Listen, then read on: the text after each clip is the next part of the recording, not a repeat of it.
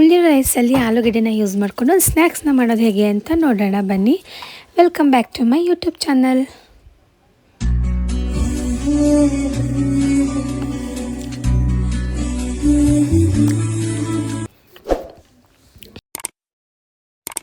Hi ಎಲ್ರಿಗೂ ನಮಸ್ಕಾರ. Welcome back to ಭೂಮಿ ಯತಿ ವ್ಲಾಗ್ಸ್. ಇವತ್ತಿನ ವಿಡಿಯೋದಲ್ಲಿ ನಾವು ಉಳಿದಿರೋ ಅನ್ನನ ಯೂಸ್ ಮಾಡಿಕೊಂಡು ಹೇಗೆ ಸ್ನ್ಯಾಕ್ಸ್ ಮಾಡೋಂತ ನೋಡ್ತಾ ಇದ್ದೀವಿ.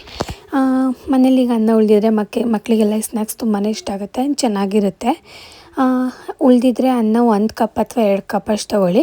ಅದಕ್ಕೆ 4ರಿಂದ 5 ಆಲೂಗಡ್ಡೆನ ಬೇಯಿಸ್ಕೊಂಡು ಅದನ್ನು ಹಾಕ್ಕೊಂಡು ಹೀಗೆ ಸ್ವಲ್ಪ ಫಸ್ಟು ಮ್ಯಾಶ್ ಮಾಡ್ಕೊಳ್ಳಿ ಸ್ವಲ್ಪ. ಅದಾದಮೇಲೆ ಅದಕ್ಕೆ ಸ್ವಲ್ಪ ಕೊರಿಯಂಡರ್ ಲೀವ್ಸ್, ಕೊತ್ತಂಬರಿ ಸೊಪ್ಪನ್ನ ಆ್ಯಡ್ ಮಾಡ್ಕೊಳ್ಳಿ. ಅದಾದಮೇಲೆ ರುಚಿಗೆ ತಕ್ಕಷ್ಟು ಉಪ್ಪು. ಮನೆಯಲ್ಲಿ ಮಕ್ಕಳು ಕೆಲವೊಂದು ಸಲ ಊಟ ಮಾಡ್ತಿಲ್ಲ ಅಥವಾ ಸ್ಕೂಲಿಂದ ಮಕ್ಕಳು ಬಂದಿರ್ತಾರೆ, ಆವಾಗ ಅವರಿಗೆ ಈ ಸ್ನ್ಯಾಕ್ಸ್ನ ಮಾಡಿಕೊಟ್ರೆ ಚೆನ್ನಾಗಿ ಇಷ್ಟಪಟ್ಕೊಂಡು ತಿಂತಾರೆ. ಆ್ಯಂಡ್ ತುಂಬ ಚೆನ್ನಾಗಿರುತ್ತೆ, ಆ್ಯಂಡ್ ಚೆನ್ನಾಗೂ ಕೂಡ ಬರುತ್ತೆ. ಅದಾದಮೇಲೆ ಚಿಲ್ಲಿ ಫ್ಲೇಕ್ಸ್ ಇದ್ದರೆ ಚಿಲ್ಲಿ ಫ್ಲೇಕ್ಸ್ನ ಹಾಕ್ಕೊಳ್ಳಿ. ಇಲ್ಲ ಅಂತ ಹೇಳಿದರೆ ಒಣಮೆಣ್ಸಿನ್ಕಾಯಿನ ಪುಡಿ ಮಾಡಿಬಿಟ್ಟು ಅದರ ಏನು ಚಿಲ್ಲಿ ಫ್ಲೇಕ್ಸ್ ಮಾಮೂಲಿ ಅದನ್ನು ನೀವು ಮನೆಯಲ್ಲೇ ಮಾಡ್ಕೊಬೋದು.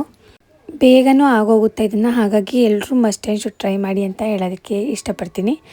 ಸೊ ಅದಾದಮೇಲೆ ನೀಟಾಗಿ ಚಿಲ್ಲಿ ಫ್ಲೇಕ್ಸ್, ಉಪ್ಪು, ಕೊತ್ತಂಬರಿ ಸೊಪ್ಪು ಹಾಗೆಯೇ ಆಲೂಗಡ್ಡೆ ಎಲ್ಲದೂ ನೀಟಾಗಿ ಮಿಕ್ಸ್ ಮಾಡ್ಕೊಬೇಕು. ಅದಾದಮೇಲೆ ಈ ಹದಕ್ಕೆ ಉಂಡೆ ಮಾಡ್ಕೊಳ್ಳೋಣ.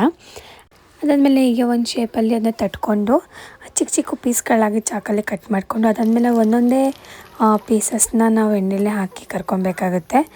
ಅದಾದಮೇಲೆ ನೋಡಿ ಹೀಗೆ ಇಷ್ಟು ಕ್ರಿಸ್ಪಿಯಾಗಿ ಚೆನ್ನಾಗಿರುತ್ತೆ, ಒಳಗಡೆ ಫುಲ್ ಸಾಫ್ಟ್ ಇರುತ್ತೆ, ತಿನ್ನೋಕ್ಕಂತೂ ತುಂಬ ಟೇಸ್ಟಿಯಾಗಿರುತ್ತೆ. ಸಾಸ್ ಏನಾದರೂ ಇದ್ದರೆ ಹಾಕ್ಕೊಂಡು ತಿನ್ನೋಕ್ಕೆ ಇನ್ನೂ ಚೆನ್ನಾಗಿರುತ್ತೆ. ಸೊ ಈ ವಿಡಿಯೋ ಇಷ್ಟ ಆಗಿದೆ ಅಂತ ಅಂದ್ಕೊತೀನಿ. ಜಾಸ್ತಿ ವಿಡಿಯೋ ಬೇಕು ಅಂತಂದರೆ ಸಬ್ಸ್ಕ್ರೈಬ್ ಮಾಡ್ಕೊಳ್ಳಿ.